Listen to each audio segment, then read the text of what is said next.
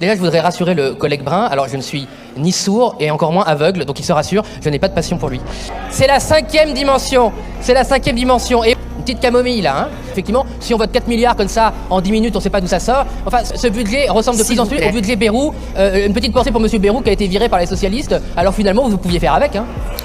Moi, je vais vous dire la vérité, il y a des journalistes qui étaient au courant. Donc, qu'est-ce que dit la presse dans les couloirs? Ils disent effectivement que les socialistes sont en train de négocier plus sur les grandes entreprises, pour moins sur le patrimoine des riches. Parce que c'est vrai que même les riches dans notre pays préfèrent faire raquer les grandes entreprises que leur patrimoine personnel. Je vois que vous collaborez à ce petit comportement de la haute bourgeoisie française qui, depuis des années, préfère sacrifier les industries et les entreprises plutôt que leur patrimoine personnel. On vous connaît, c'était déjà le cas avec les Mitterrandiens, vous continuez. Alors, vous permettrez de m'étonner que, comme par hasard, l'amendement socialiste est arrivé avant que nous on puisse le déposer. Un hasard sans doute.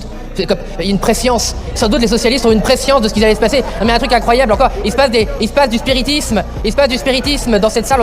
On entend des voix qui viennent des couloirs de Bercy, de Matignon. C'est incroyable.